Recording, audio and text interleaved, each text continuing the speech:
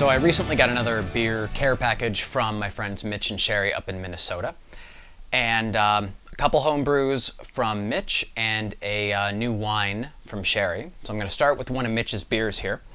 This is, if I recall correctly, it is a clone of Three Floyds Zombie Dust, which it's a beer that I've always seen the name of on Reddit, Beer Advocate, very highly rated, highly sought after. So why not try and brew a clone of it?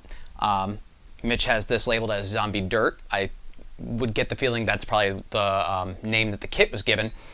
To give you an idea here, the original Zombie Dust is 6.2% ABV, like I said, brewed by Three Floyds Brewing.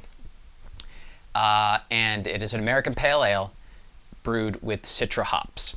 That was about the depth I got into with it. I didn't want to go too far, otherwise I didn't want to spoil myself on this. So let's crack this open. I was very excited to see beer on my doorstep when I got home that one day. Nice color to that, as you may expect from an APA.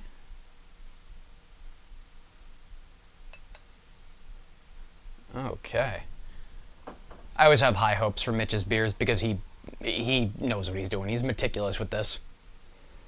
Wow. Okay. Right away you're getting that very tropical aroma from the Citra hops. I'm getting pineapple. I feel like I'm getting kind of like a peach, kind of mango aroma to that. Just really, really great aroma coming off of that from the Citra hops. Oh. And the citrus flavor continues right through the taste.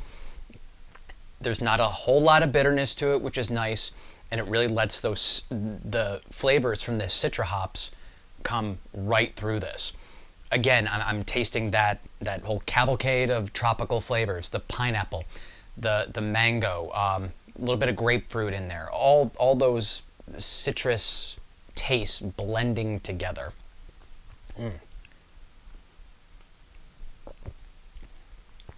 And not a whole lot on the bitterness end, which I actually really, really enjoy. There are times where I want that bitter hop bomb, but if there were times I didn't, this would really, really do it. If Zombie Dust is anything like this, I would absolutely love it. I can see where the ratings come from on this. This is fan-fucking-tastic. Mitch knocked it out of the park once again. So I have one more sip before I end this segment of the review.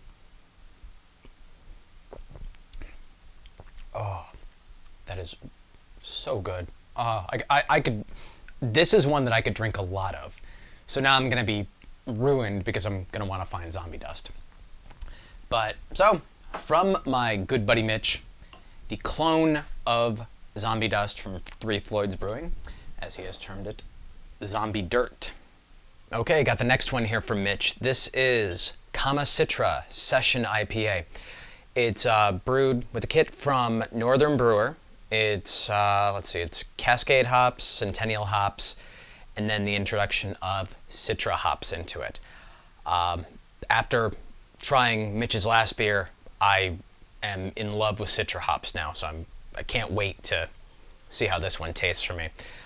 This one, Northern Brewer says that depending on finishing and final gravity, it will clock in somewhere between 4.5 and 5% ABV, which is about to be expected for a session IPA.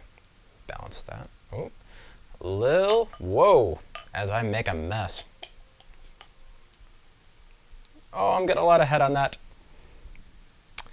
Let me slow it down here a little bit. I think Mitch warned me about that too, and I completely forgot. But let's take a little smell here.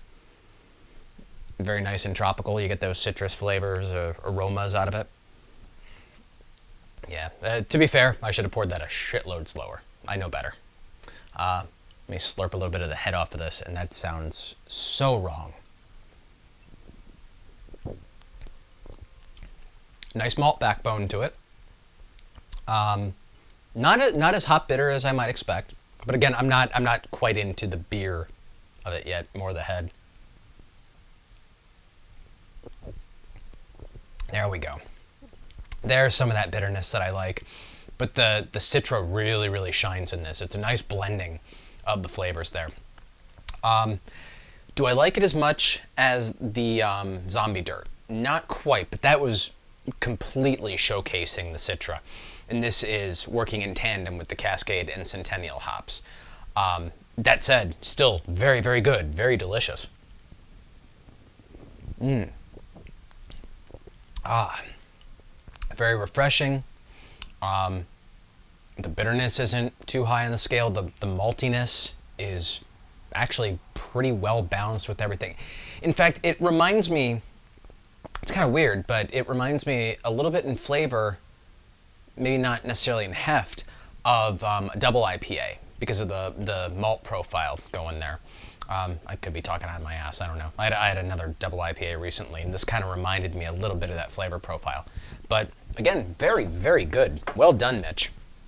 So, Citra Session IPA, if you're interested in homebrewing, you can find the kit for this one from Northern Brewer. Last one coming up, wine from Sherri. Okay, last but not least, I have a white wine that Sherri made. It is Wine Expert Vintner's Reserve Pinot Gris.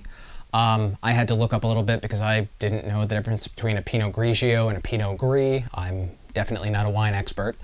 From what I read, it's done with the same variety of grapes, but a Pinot Grigio is more light-bodied, floral.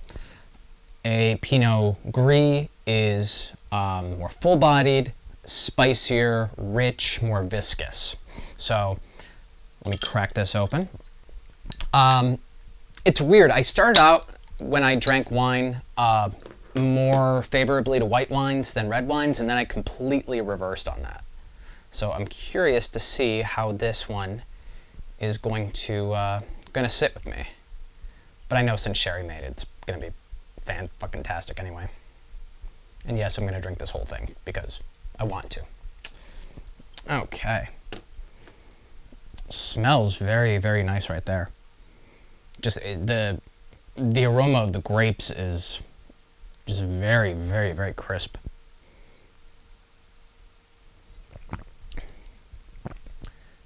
Definitely heavier than some other white wines, but it's not too sweet. I can see where it's rich, but definitely not too sweet. I think part of my problem that made me stray away from white wines initially was that I was running into ones that were just too damn sweet for my palate, and I wanted, I guess, more of that, the bitterness that red wines tend to give. This actually gives me some of that bitter burn that red wines do, that white wines typically didn't.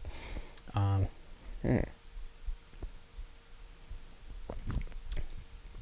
a very spice-laden kind of flavor to it, like I described before.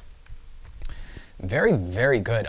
This is a white wine that I could drink more regularly. So maybe I should start looking up some Pinot Gris and then maybe compare them back and forth with a Pinot Grigio and, kind of parse out the characteristics of each one and the differences with that.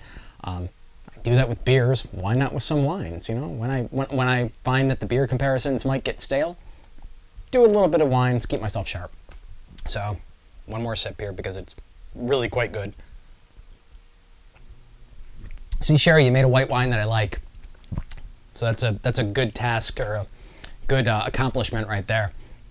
So, Wine Expert Vintner's Reserve Pinot Gris, made by my good friend Sherri out in Minnesota, and of course the two previous beers that I reviewed from her hubby. I know they probably hate that word. I'm not a big fan of it either.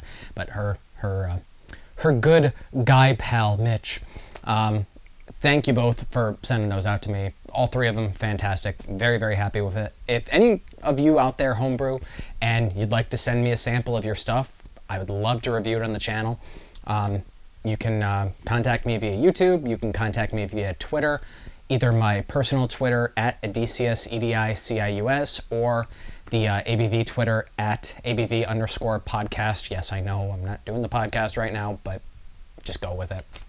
So with that, I will see you guys for the next review.